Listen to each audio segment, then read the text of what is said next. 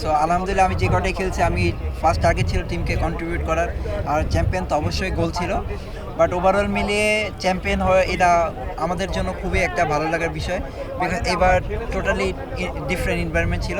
So আমি মনে করি এইভাবে চ্যাম্পিয়ন হওয়াটা এটা সবার জন্য একটা ভালো কাজ।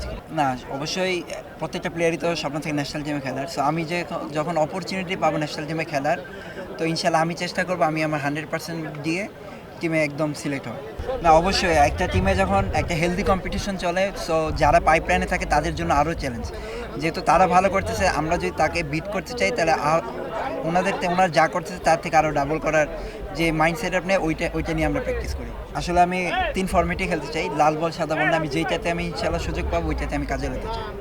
আমরা টুর্নামেন্ট স্টার্ট করেই কিন্তু যে একটা দলটাকে চ্যাম্পিয়ন করব এবং সেই লক্ষ্যে কিন্তু টুর্নামেন্টটা স্টার্ট করি, এবং এই টুর্নামেন্টটা কিন্তু অনেক বড়, 16টা ম্যাচের ওডিয়া, এটা কিন্তু অনেক বড় টুর্নামেন্ট।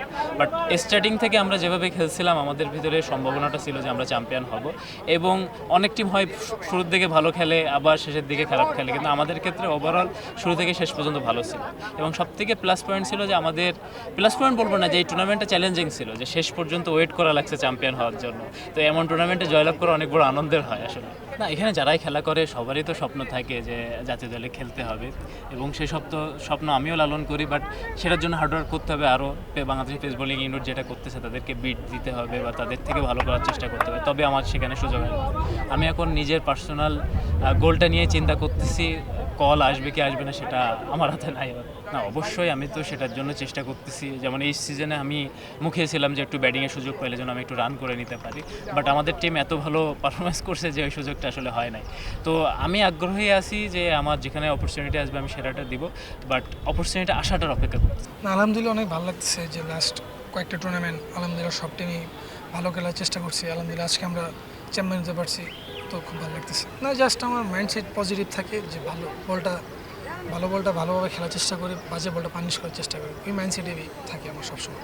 না, ছোটোবেলার থেকে আমি এভাবে ক্রিকেটটা খেলে আসতেছি। যখন বাসায় আগে বাবা প্র্যাকটিস করতো তখন সেন্টার উইকেটে প্রচুর ব্যাটিং করতাম, যার কারণে আমার ফেয়ারলেস ব্যাটিংটা আমি করার চেষ্টা করি, এখনও করার চেষ্টা করতেছি, সামনে আরও করবো।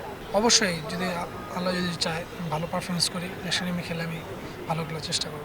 না, সবাই ভালো কোচিং করছিলাম, একটা ন্যাশনাল ক্যাম্পে ভালো কোচিং হয়েছে, এখানে সব স্যাররা ছিল, তারপর রাজিন স্যারের সাথে আমি এইচপিতে কাজ করছিলাম।